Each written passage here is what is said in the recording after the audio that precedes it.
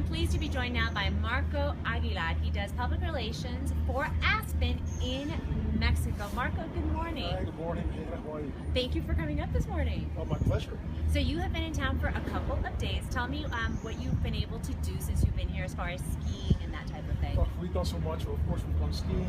I'm here with a group of journalists from Mexico. They came up to experience Aspen firsthand so they can go back and write their stories. And I mean, they've done all sorts of things like snowshoeing.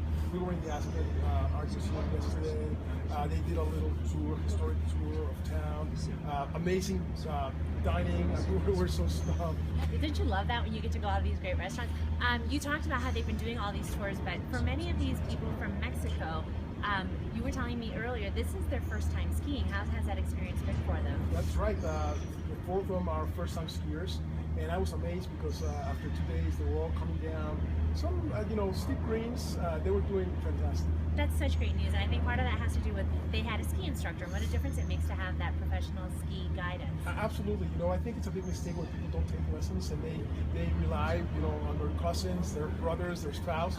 I mean, just look at it. All professional athletes have their coaches, right? They take classes every day. So amateurs and first-time skiers should definitely take classes. I agree with you fully. I made a mistake of trying to learn with my boyfriend at the time, and it was a disaster. So the best thing to do, I married him, so that part was good, but the ski part was a disaster. So the best thing to do is really to get that instruction. You mentioned you ate at some great restaurants. Tell me some of the places that you got to go eat.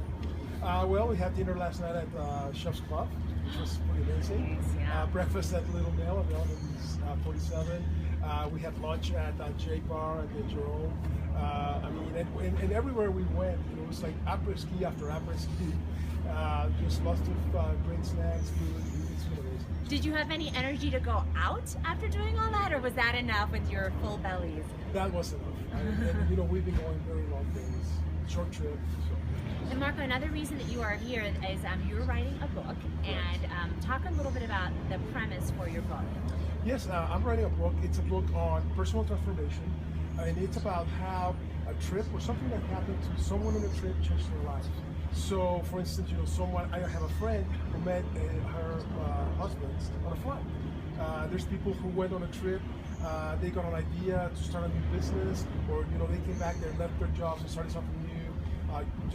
Trips can be so inspiring and really change people's lives. I've been in the travel industry for 20 years, and I've come across great stories, friendships, just stories of success, and that's what my book is about. And you were able to interview a few people while you were here. Who did you get to talk to about their sort of success stories? Well, I was so fortunate to interview Klaus Obermeyer, living legend, also Christine Mann. As everybody knows, she's the first woman to climb all of Colorado's 54 14ers, and you, of course. And it's just been amazing, just a lot of fun.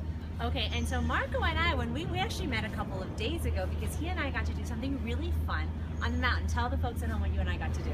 So, one of the things that I'm doing to promote my book, I'm going to be launching this Facebook convention in a couple of months.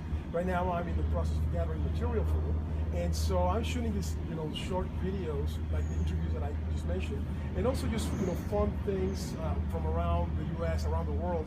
And so you took me on a shrine tour here on the mountain. We went to 6 shrines. We did the Elvis, the Marilyn Monroe, the Buckaroo, the John Denver, 9/11, and Grateful Dead. I can't believe you just remembered all of those. I'm so impressed. Well, I loved it. I mean, you were such a fun guide. I mean, it was great. By the way, I pay him for those compliments, just so you know. But we did. We had a great time. We got to do the shrine tours.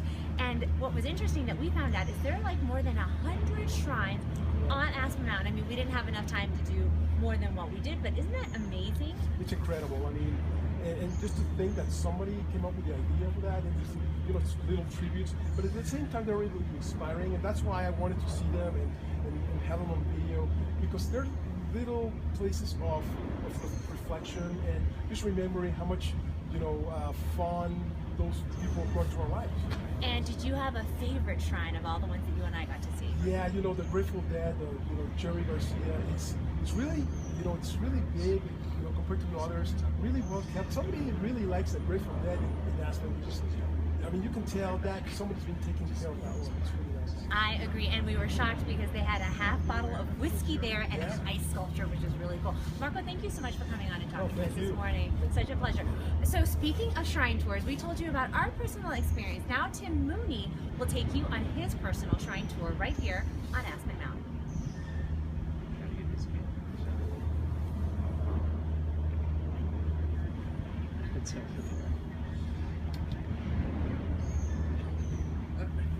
Check that one out.